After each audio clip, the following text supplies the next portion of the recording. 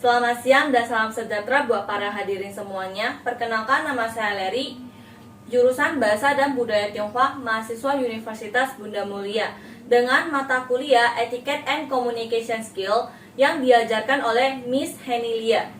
Pertama-tama saya panjatkan puji syukur kepada Tuhan Yang Maha Esa dikarenakan saya diberikan kesempatan bagus nih untuk membawakan pidato mengenai berita terbaru di bulan April tahun 2021 ini, yang dimana topik ini mengenai peningkatan ekspor pertanian sebesar 18,98% yang telah mencetak 340 juta US dollar. Nah, sebelum memasuki inti pidato yang akan saya bawakan ini, alangkah baiknya kita menonton dulu video cuplikan yang akan saya berikan ini.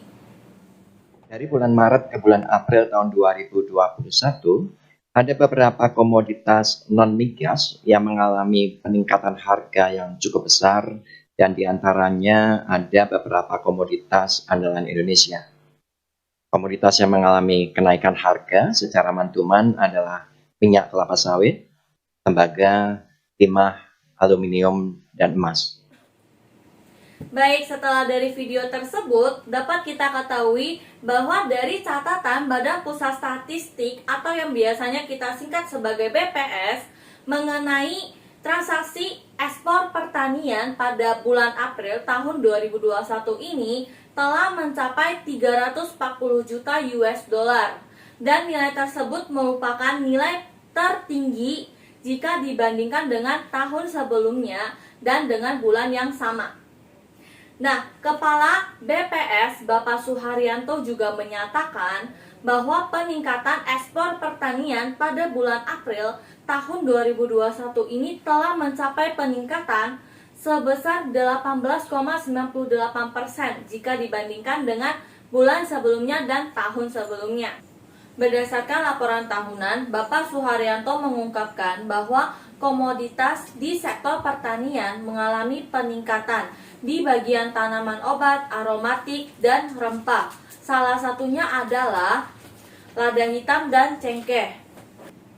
Dan jika dilihat dari data keseluruhan ekspor pertanian pada bulan April tahun 2021 telah mencapai 18,48 miliar US dollar.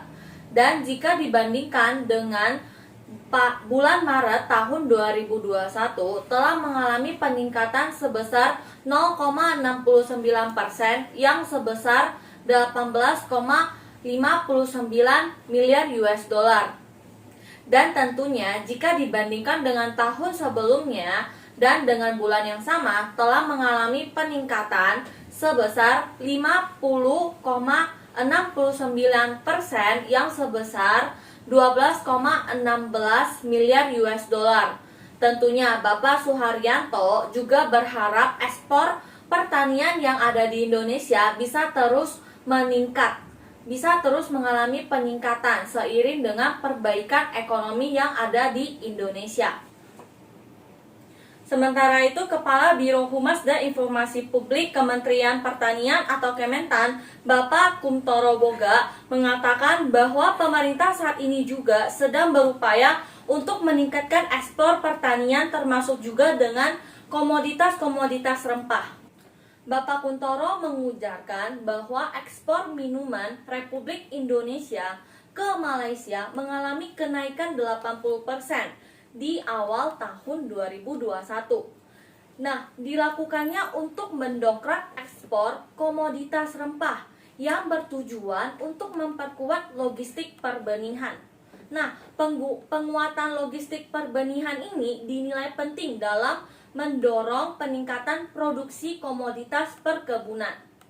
Selain itu juga, Bapak Kuntoro mengungkapkan bahwa peningkatan ekspor rempah juga difokuskan pada tahapan pasca panen dan pengolahan hasil.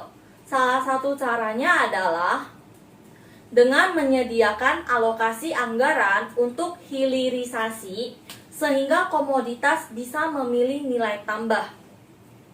Tentunya diharapkan program-program yang dijalankan saat ini bisa meningkatkan nilai tambah sehingga komoditas kita bisa layak diekspor, tutur Bapak Kuntoro.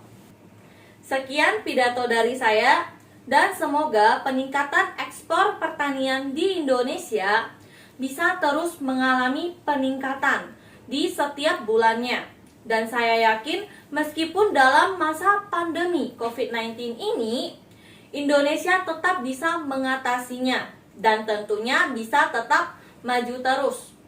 Demikian pidato dari saya. Jika ada kesalahan kata-kata yang saya ucapkan baik tidak disengaja atau disengaja, mohon pengertiannya.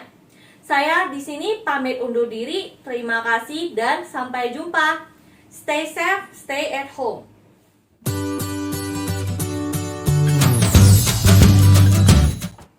Halo semuanya, di sini saya ingin mengenalkan protokol kesehatan 5M untuk mencegah COVID-19. Ya, yang pertama adalah mencuci tangan. Rutin mencuci tangan hingga bersih adalah salah satu produksi kesehatan yang cukup efektif untuk mencegah penularan COVID-19 untuk hasil yang maksimal. Cucilah tangan setidaknya selama 20 detik dalam beberapa kali sehari, terutama di saat sebelum kita memasak atau makan, atau enggak setelah kita menggunakan kamar mandi, setelah menutup hidung saat batuk atau bersin-bersin, untuk membunuh virus dan kuman-kuman lainnya. Gunakan sabun dan air atau pembersih tangan dengan alkohol setidaknya dengan kadar 60%. Kedua adalah menjaga jarak. Protokol kesehatan lainnya yang perlu dipatuhi adalah menjaga jarak. Protokol kesehatan ini dimuat dalam Keputusan Menteri Kesehatan Republik Indonesia dalam protokol kesehatan bagi masyarakat di tempat dan fasilitas umum dalam rangka pencegahan dan pengendalian COVID-19. Nah, di sana disebutkan menjaga jarak minimal 1 meter dengan orang lain untuk menghindari terkena droplet dari orang lain yang sedang berbicara, batuk atau bersin-bersin, serta menghindari kerumunan, keramaian, dan berdasarkan bila tidak memungkinkan melakukan jaga jarak, maka dapat dilakukan berbagi rekayasa administrasi dan teknis lainnya. Ketiga adalah memakai masker, keempat adalah menjauhi kerumunan, dan kelima adalah mengurangi mobilitas ya. Virus corona ini ya, penyebab COVID-19 bisa berada di mana saja. Jadi semakin banyak dirimu menghabiskan waktu di luar rumah, maka semakin tinggi juga nih kamu bakal terpapar virus jahat ini. Oleh sebab itu, bila tidak ada keperluan yang penting, maka setidaknya kita tetap stay at home dan jangan berkeluaran terus ya. Nah, berikut dari 5 protokol yang saya ingin bagikan ke para hadirin semuanya, dan semoga bisa membantu untuk semuanya bisa mengurangi COVID-19 ini. Dan sekian dari saya, sampai jumpa. I'm an icon, man. I'm a girl about a 10. I should fuck her in a